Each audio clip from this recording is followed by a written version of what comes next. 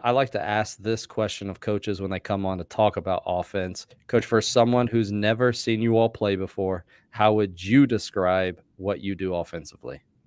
Yeah, I would say that it is a combination of concepts and series of just different concepts, movements, and alignments that kind of all flow together that give you, your players the freedom to be able to make multiple decisions whenever they're out there on the court, and ultimately create the space that you need to get a great shot every time down the floor. Hopefully. I know when Coach Acuff was at Alabama Huntsville that he used that red shirt on almost all of his freshmen that came into the program, and I know you guys all still value player development and what you're doing there at Lipscomb. What specifically related to the offensive development of the guys are you trying to accomplish really that first year, but like the first couple years as you're introducing the system to the guys? Yeah, probably the biggest hurdle, or one of the biggest hurdles, is just the vernacular, if you will. Learning all the different names that we have for all the different concepts that we have. So you're learning the concept and the action, and then the word behind it. So that can be a little hard up front for the guys, but really once they master that, it just allows them to move at such a quicker rate of speed through maybe different things that we're trying to teach them. You brought up the playing quickly. Can you speak to the importance of for this type of system, what playing quickly, playing with pace within that half court does for your overall what you're trying to accomplish? Well, I think in any offense, you just want to be able to make quick decisions as quickly as possible, so that you can, so the defense doesn't have as much time to react. Mhm. And I think in like what we do, we're just trying to. Our goal is to streamline alignments, concepts, movements, so that you can turn playing offense into a series of really simple decisions that occur over and over again, thus creating certainty and confidence for your players. Mhm. So I think that's what playing fast is. I think a lot of people think playing fast is how fast you run up and down the floor. I would argue that playing fast is how quick you can make a decision. When you're teaching the decision making, I've heard, coach mention about like the teaching players the feel of the game, teaching players vision. Those two are often tied together. How do you teach that feel and that ability to have vision to the guys? Yeah, I think it starts with, in the way that we play, there's wide action, but a narrow vision. So there's lots of um, multiple decisions that can be made, but you're really focused on maybe where you can throw the ball. So comparing the way we play to, say, a motion offense, which I've played and coached in before as well. They both have multiple decisions that can be made at any point in time, but where you're looking varies a lot more in a motion offense. You may be looking to the left or to the right or directly in front of you, or should you drive it or whatever. I think in the way we play, maybe the one advantage is there's just more certainty and clarity in terms of, all right, I'm looking here, so there's a narrow vision. If that's not open, I can go here, have these options, and when I decide whichever decision I make, we're going to have multiple reads or multiple options off of that. So there's still a wide action, yet a narrow vision. Sometimes, people talk about having freedom of choice. Sometimes it's better to have freedom from choice, in my Mm. opinion, because too many choices slow down your mind and your feet. A narrower focus, created from the clarity and the repetition, I think that increases your player's ability to perform a skill quicker. I get the sense sometimes when we hear that freedom that maybe some coaches think like they can do whatever. I was even watching you all play this morning. That idea of like narrow vision. Could you also say maybe like each guy has its own responsibility? And while I was watching that, there's a lot going on the floor. I mean, there's all five guys are moving to something, but Yeah, within that, there is that like narrow vision of really I'm only doing like one, two, or three things. But when yeah. you have those coordinated efforts, it looks like a lot of things are going on at the same time. And that's where it comes down to your concepts. And I think, what we try to create, or a 2-man game, essentially maybe on one side of the floor while 3 players are being occupied on the other side of the floor through, a cut or a screen or spacing.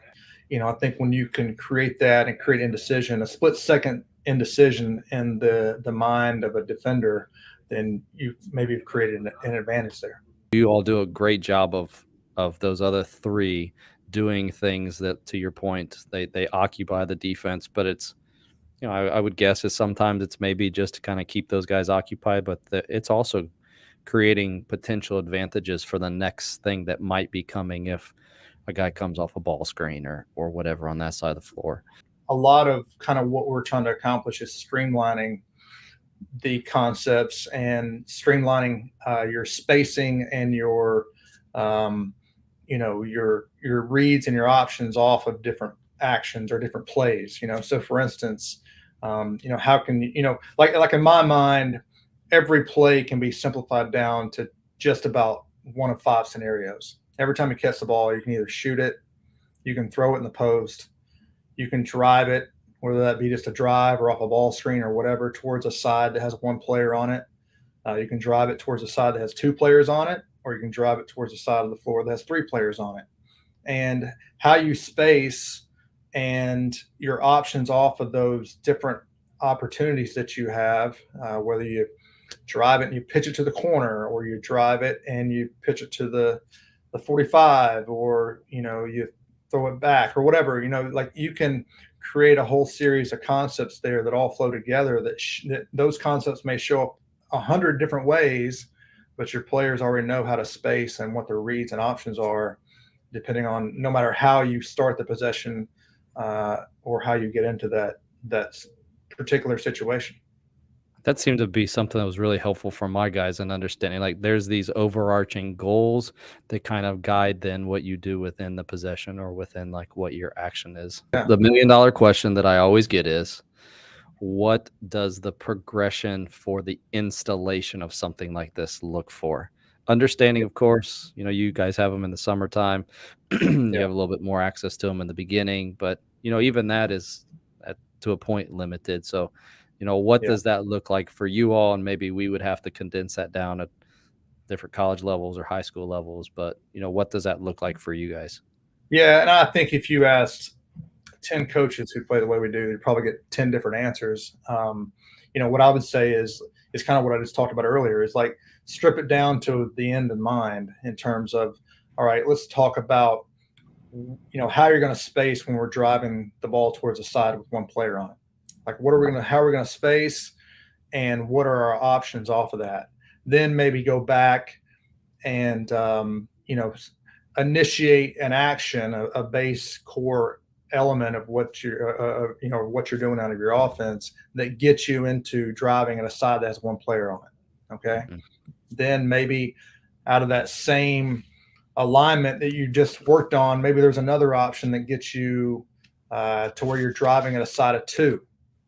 So now then, so you go back and you show them all the spacing and where they should stand and what their options are when you're driving the ball towards 2 players, and then go back and teach that, that option that ends up with them driving it too. So, and then, then maybe like an empty sided ball screen where you're coming off and you're driving towards a side that has 3 players on it.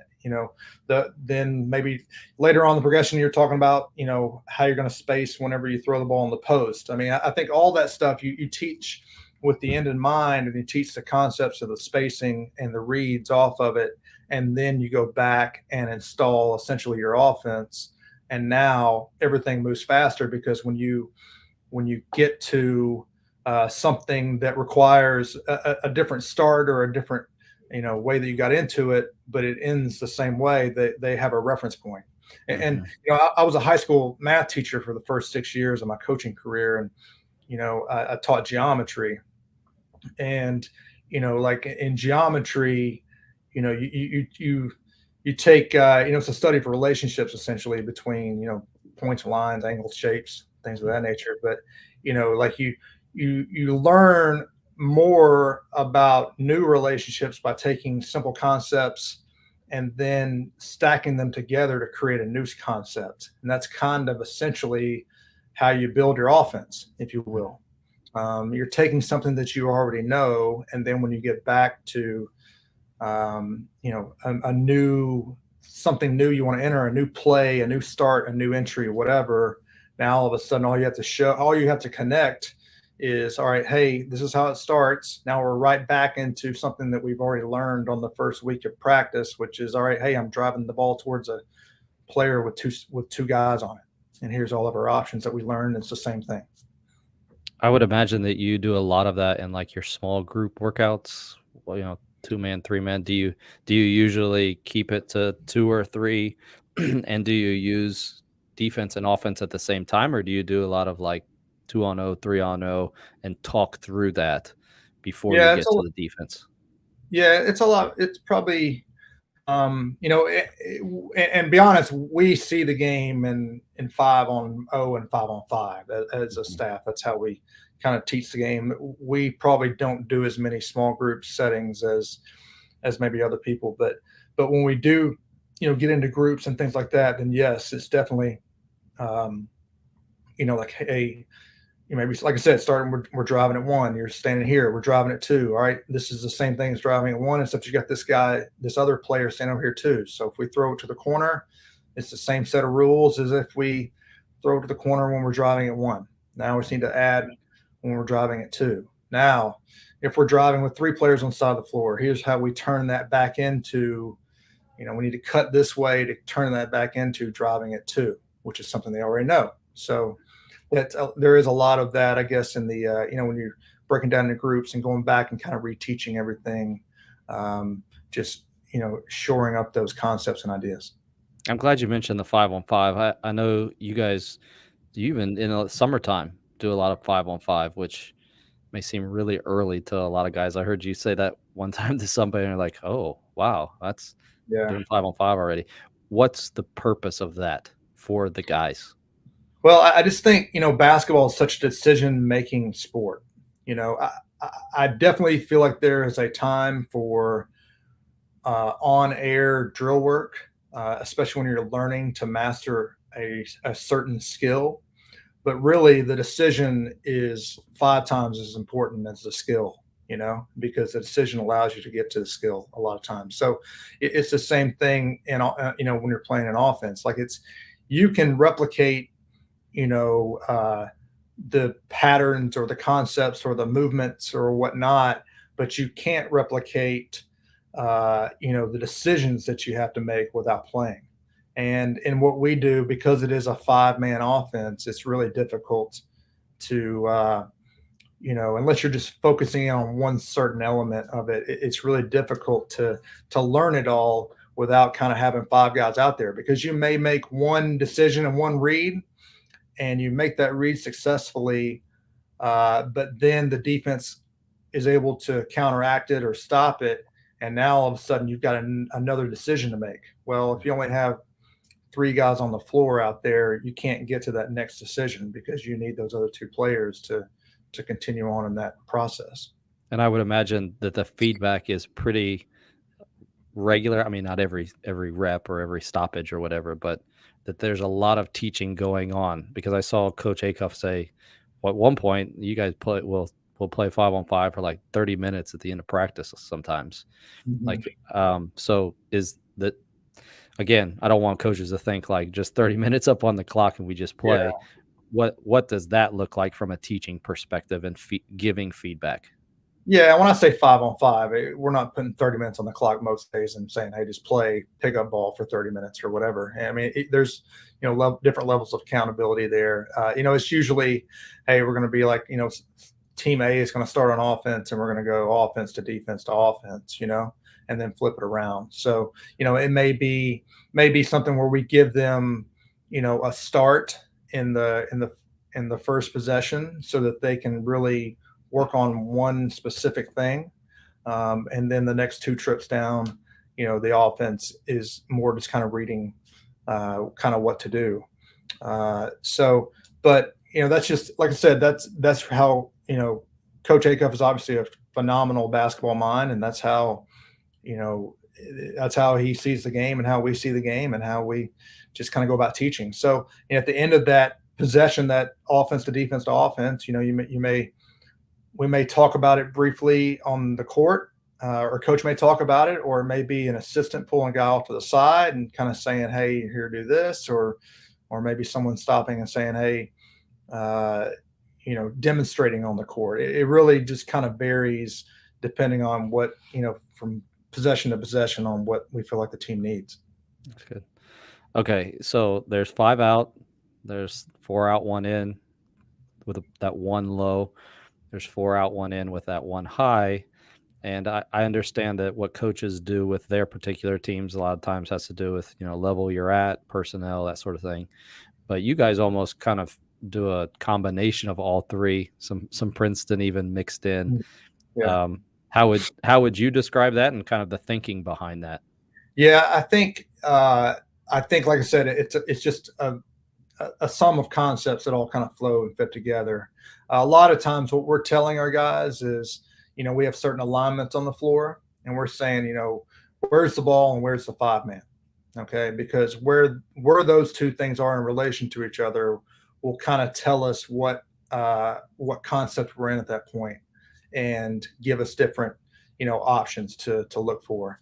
And, I think the beauty of what coach does, I know I'll probably make it sound a lot more complicated than it is.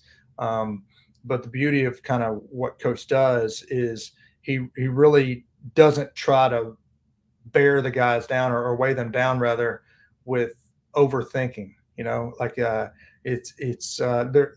And what we do, it's almost like a motion offense in some standpoint, in the sense of there's very little wrong or right. If you make the wrong decision, we just find the next concept and get into that one really quick. And once, guys get really good at reading the alignment and knowing what concept we're in. And then, like I said, going back, if you get screwed up, just are we driving at 1, driving at 2, driving at 3, shooting it, or throwing it in the post? One of those 5 things is always occurring. So just play out of the spacing, play out of those concepts out of that. Without making you describe it all, I mean, is a good way to describe it. There's almost, as I watch, there almost seem to be triggers that then kind of dictate where that 5-man goes and if he comes high, if he goes low. And then the concepts of there's a ball screen, now you screen and roll, then dictates where he goes next. Correct. Yeah, that'd be well put. Well put, and like I said, those alignments kind of tell everybody kind of where to position and to stand and kind of what our next set of options are. So post feeds, I guess I just mentioned pick, roll, post up, balls thrown inside. I always like to hear and see what different teams are doing. What are the 4 perimeter players doing for you all once that ball is thrown into your post? Yeah, and heading into that, we're the beneficiary of one of the top mid-major post players in the country, Hassan Asajala, who's been a 3-time first-team All-Conference big guy, and he's coming back for another year here this year. So we have had to really hone in on what we're doing there, because teams, try a lot of different things to slow him down. Now we're fortunate he is probably the best passing big man that I've coached in 23 years of coaching basketball. But basically, essentially, what we're trying to do is we're trying to get into a certain spacing that makes it really, really difficult to trap without leaving someone open. So, and once again, everything works better when you have good players. Hassan's a phenomenal passer. He's really good at reading traps and double teams and things of that nature and passing out of those and making teams pay. So, but essentially what we're trying to do is cut everyone to get essentially 4 people, including the post player, with their feet along the baseline, and then a man up at the top of the key. So you can do that different ways. One way would just be I throw the ball into the post, and then I screen up for the guy at the top, and he comes all the way around to the corner, and then I pop to the top, and then the next guy in line, will cut to the dunker spot, if you will. So now you've kind of got everybody a little bit low. They've got to decide, all right, are we going to double? If so, there's guys in the corners that are open. If you're going to dunk, if you're going to double with the dunker, then his man's going to have a layup opportunity. If you're going to help from the top, it's a pretty open shot with no ability to rotate on the defensive end. So just trying to give, like I said, the big as much space as possible so that he can dribble and into his move and be ready to make a pass if it gets doubled from somewhere on the court. I found that we kind of introduced similar. We don't do as much as what you all do, although I might steal it after watching it and then hearing you describe it. But it seemed to help with the post players' decision making and accelerating that. Obviously, and if they haven't seen, I mean, he's huge. He can pass, he can screen, he can Yeah, dribble, it can do everything, which helps. But there seemed to be because there's that consistency of where they're going to be, it allowed him to quickly recognize there was a double team and then make a pass. Did you find that to be the case? I mean, limiting kind of turnovers, that kind of thing out of those traps, because it seemed like every time he touched the ball, he's one of those guys that always deserves a double team. yeah, And so that it's coming, but he's still able to find guys quickly because he knows exactly where they're going to be. Not just there's this interchange of, well, we interchange, like, okay, that could mean four guys end up anywhere on the perimeter, but yeah. he knows exactly where they're going to be. Yeah, and I would say two things about that. I would agree with you on that. I would say two things. Number one, he's been double teamed so much, he already knows kind of what he's looking for. Experience is the best teacher. Number two, I think it goes back to what we said earlier with the wide action, narrow vision. Yes, there are different ways that we can cut into those spots on the floor, but he already knows before he catches it.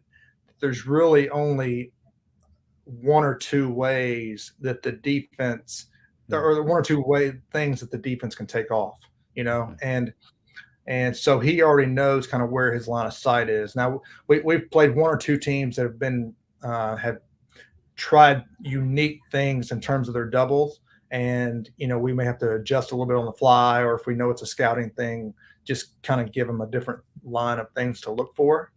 But in 90% of the cases, it's no matter how they double, it's going to be you're looking for the 2-on-1 here in this situation. yeah, that's good. I hear a lot this asked of a lot of coaches who coach conceptually, but what this is a really big question that could be its own episode. What changes with strategy when the defense goes zone?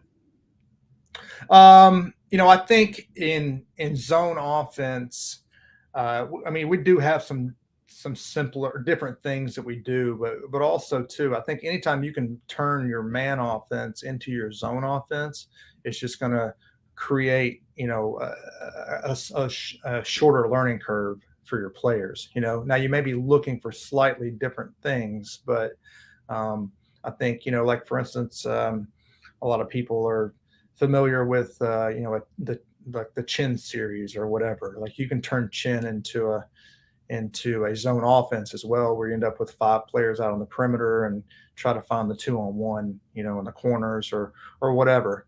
So, but at the same time too, we're probably not going to try to outthink the room. We got a really good passing big man. We're probably going to try to give him the ball either in the high post or the short corner somehow, and like let him do his thing. If they help, he's such a good passer. He'll find somebody for a shot. And if they don't, they can just back a guy down from the high post or the short corner. That's like I said, we're the beneficiary of his of the type of player that he is. It allows for a lot of freedom and in terms of what we can do as a staff. I found that my players, once they started understanding the concepts of space, player movement in relation to space, and the ball movement of recognizing a second defender or recognizing an open teammate, it made our zone offense a lot more potent and go a lot more smoothly. Do you find that? Yeah, yeah, I do. I think and one thing, like there's two different ways I think that you can penetrate a zone. A lot of people are looking to penetrate the zone with the dribble and draw two. And the other way you can do it is by cutting, is by having movement in and out of the middle or the top of the zone or whatever to with just different types of cuts and movements. So there's probably a lot more similarities than people would imagine. And I think that anytime you can, going back to what I was saying earlier, anytime that you can teach your zone offense based on something that's already happened, or relate, what you're doing in your zone offense to something that you're already teaching, or the way you're spacing in your man offense, it's just going to make it that much simpler. So an example of that, like when we drive, when a lot of teams will drive the ball to the baseline, they're going to probably cut somebody to the basket. They're going to want somebody in the corner, and they're probably going to want somebody in the 45. And there's different ways to cut into that or whatever, but you're going to want that triangle kind of formed. And then the same thing in a zone offense. When you throw the ball to the short corner or whatever, you're probably going to want your high post guy getting in front of the rim, a guy on the slot, and a guy on the or the 45 rather, and a guy on the corner. So, I mean, at the end of the day, it is a zone. It's a different defense, but the teams can only rotate and cover things a certain amount of ways. So you can, and that, a lot of those concepts will work against both man or zone.